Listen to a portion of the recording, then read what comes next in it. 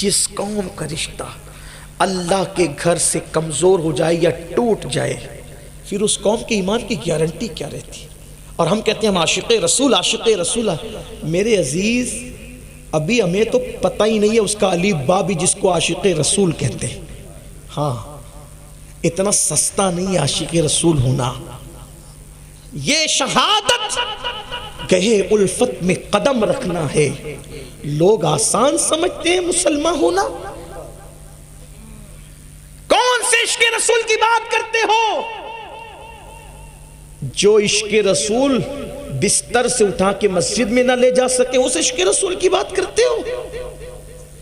عشق رسول اتنا کمزور نہیں ہوتا، عشق رسول تو اتنا مضبوط ہوتا ہے کہ اگر عشق پتھر کو بھی ہو جائے تو وہ بھی جنت پہ پہنچ جاتا ہے۔ عشق کی طاقت یہ ہے۔ عاشق وہ تھے جو پہلی رات کی دلہن چھوڑ کر نبی کے حکم پہ سر کٹانے کے لیے میدان جہاد تک چلے گئے۔ ہم کیسے عاشق رسول سر جھکانے کے لیے بھی 10 منٹ کی نیند قربان نہیں کر سکتے؟ خود فریبی مت کرو، اپنے آپ کو دھوکہ مت دو۔ آؤ آپ کو بتاؤں، جن کے پاس جنت کی سندیں تھی، جن کے پاس جنت کی سندیں تھی، وہ بھی اپنی مغفرت کے لیے روتے تھے، اللہ سے ڈرتے تھے، اللہ کا خوف کرتے تھے۔ آج ہمارے پاس خوف خدا ہی نہیں، وہ نیکیاں کر کے بھی اللہ سے ڈرتے تھے۔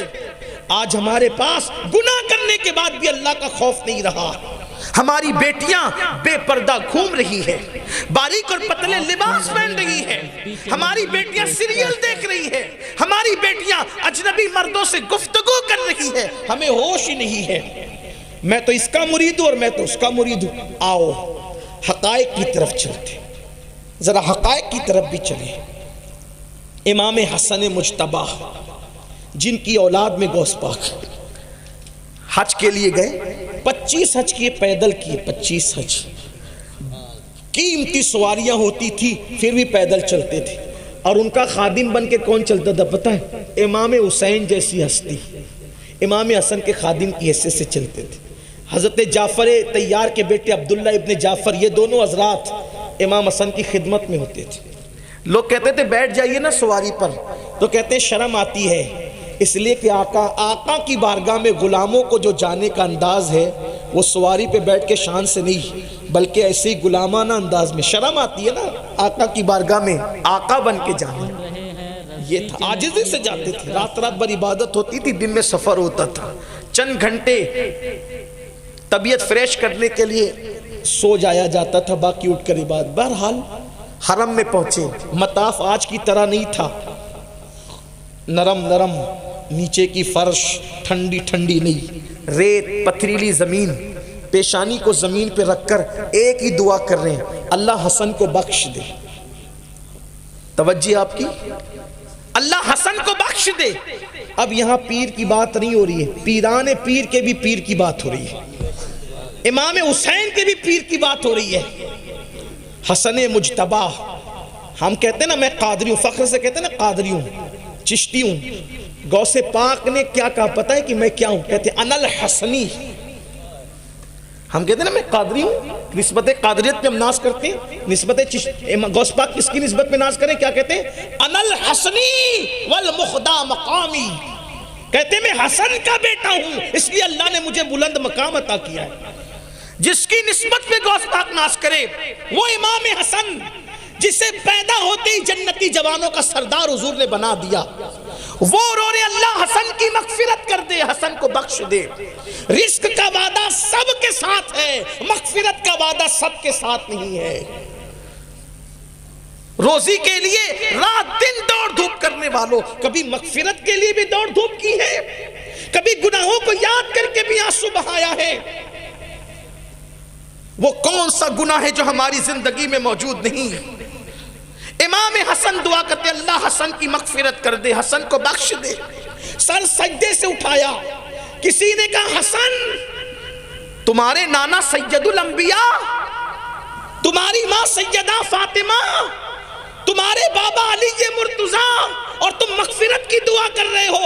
امام حسن نے کہا چپ رہو، یہاں ماں باپ کی فضیلت بیان کرنے کی جگہ نہیں ہے، یہ اللہ کا حرم ہے، یہاں اب اللہ کے خوف سے آنسو بہانے کی جگہ ہے، اللہ سے ڈرنے کی جگہ ہے۔ یہ امام حسن کی فکر ہے۔ ماں باپ فضیلت والے حق ہیں، لیکن یہاں جگہ نہیں ہے، یہاں تو آہو زاری کرنے کی جگہ۔ غوث پاک جن کا ذکر آپ سن رہے ہیں، کعبے کا غلاف پکڑ کے کہتے اللہ اگر عبد القادر کے نام اعمال تیری بارگاہ میں قبولیت کے قابل نہیں ہے تو تو عبد القادر کو قیامت کے دن اندھا اٹھانا تاکہ تیری بارگاہ میں شرمندگی سے میں بچ جاؤں۔ یہ ہے بزرگوں کی فکر۔ تو آؤ نماز کی طرف، آؤ تقوی کی طرف، اللہ کے خوف کی طرف۔ آج ہمارے گھروں کے اندر گانوں کی شکل میں کفریہ کلمات بج رہے ہیں، ہمارے بچے کس کی صحبت میں، ہمیں اس کی کوئی فکر ہی نہیں۔ بات دور نکل گئی، ایک دکھڑا ذہن میں آیا تو میں نے پیش کر دیا۔ میں بات یہ کہنے چلا تھا، پھر اسی طرف آ جاتے ہیں کہ میرے آقا علیہ الصلوۃ والتسلیم نے فاروق اعظم کو اور مولا کائنات کو حضرت اویس قرنی کے پاس بھیجا کہ میرا جبہ انہیں دے دے۔ یہی بات چل رہی تھی، پھر حدیث پر اشارۃ النص کے حوالے سے میں نے بات شروع کر دی اور بات بہت دور چلی گئی۔ چلے اختتام کی طرف چلتے ہیں۔ تو سیدنا فاروق اعظم نے وہ جبہ دیا۔ امام اربلی لکھتے ہیں جب وہ جبہ دیا تو کہا، حضور نے کہا حضور کی امت کے لیے دعا کرو۔ یعنی اولیاء کی دعا کی عظمت حضور بتا رہے ہیں۔ حضور تو جانے دعا ہے یار، شان دعا ہے، بلکہ سب کی دعا، توجہ آپ کی، سب کی دعا اجابت کو ڈھونڈتی ہے، سب کی دعا اجابت کو ڈھونڈتی ہے، اور میرے آقا کی دعا کے لیے اجابت جھک کر آتی ہے۔ جس کے لیے اجابت جھک جائے اس جانے دعا کی دعا مصطفیٰ جان رحمت کی دعا ہے۔ میرے امام کہتے ہیں عنایت کا جوڑا اجابت کا صحرا دلہن بن کے نکلی دعائے محمد، اجابت نے جھک کر قبولیت جس کے لیے جھک جائے اسے دعائے مصطفیٰ کہتے ہیں۔ اجابت نے جھک کر گلے سے لگایا بڑی ناز سے جب دعائے محمد۔ حضور جانے دعا ہے، ان کا نام لے لو تو دعا قبول ہو جاتی ہے، لیکن حضور ایک ولی کے پاس دعا کروانے اس لیے بھیج رہے ہیں تاکہ ولی کی دعا کی عظمت بھی پتہ چل جائے۔ ہاں بہت سی باتیں نکل سکتی ہے۔ تو اویس قرنی نے وہ جبہ لیا، اور جبہ لینے کے بعد اللہ کی بارگاہ میں عرضی پیش کی، اے اللہ جس نے جبہ دیا اس جبے والے کا واسطہ، جس نے جبہ دیا اس جبے والے کا واسطہ، جس نے حکم دیا اس حکم دینے والے کا واسطہ، انہی کی امت کو بخش دے۔ ندا آتی ہے اویس تیری دعا سے محبوب کی آدھی امت کو بخش دیا، محبوب کی آدھی امت کو تیری دعا سے بخش دیا۔ دریائے کرم جوش میں دیکھا حضرت اویس قرنی نے عرض کی مولا اور بخش دے، اور بخش دے۔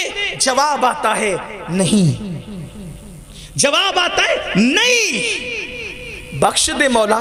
ارشاد ہوتا ہے فیصلے ہو چکے ہیں، اے اویس آدھی تیری دعا سے بخشا ہے، آدھی تیری دعا سے بخشا ہے، اور آدھی قیامت کے دن عبد القادر جیلانی کی وجہ سے بخشیں گے۔ اہل علم کی توجہ، دعا اور وجہ میں فرق بھی تو ہے، کہاں دعا کہاں وجہ۔ اللہ اکبر، آدھی تیری دعا سے بخشا ہے، آدھی عبد القادر جیلانی کی وجہ سے بخشیں گے۔ اب جناب اویس قرنی کو اندازہ ہوا یہ عبد القادر جیلانی کون؟ پوچھا مولا یہ کون ہے جس کی وجہ سے آدھی امت بخشی جائے گی؟ تو جواب آیا یہ میرے محبوب کا بیٹا ہے، بیٹا، اور جو شان نبیوں میں ہم نے محبوب کو عطا کی ہے وہ شان ولیوں میں عبد القادر جیلانی کو عطا کی ہے۔ یہ میری حجت ہے، یہ میری دلیل ہے، یہ میری برہان ہے، یہ میرے محبوب کا محبوب بیٹا ہے۔ جو اس سے محبت کرے گا ہم اس کو اپنا محبوب بنا لیں گے۔ پوچھا مولا یہ کہاں رہتا ہے، یہ کہاں رہتا ہے، میں اس سے جا کے ملوں تو رہتا کہاں ہے؟ تو ندا آئی یہ اس وقت قاب قوسین او ادنا کی لذتیں اٹھا رہا ہے، فی مقعد صدق عند ملک مقتدر کے مقام پر فائز ہے۔ اور سنو ابھی پیدا نہیں ہوا، ابھی پیدا نہیں ہوا، قادریوں سنیوں اپنی قسمت پہ ناز کرو، اپنے بغداد والے پیر کی شان اویس کرنی کے سامنے اللہ تبارک و تعالی بطور الہام خود بیان فرما رہا ہے۔ اے اویس، ابھی یہ پیدا نہیں ہوا، جب یہ پیدا ہوں گے تو یہ اعلان کریں گے میرا یہ قدم ہر ولی کی گردن پر ہے، تو سارے ولی عبد القادر کے لیے اپنی گردن کو جھکا دیں گے۔ اویس کرنی نے سنا تو جواب دینے لگی اللہ جب یہ کہیں گے میرا یہ قدم ہر ولی کی گردن پر ہے، سب ولی گردن جھکا دیں گے، لوگ جب جھکائیں گے تب جھکائیں گے، تو گواہ رہنا میں ابھی اپنی گردن کو جھکا رہا ہوں۔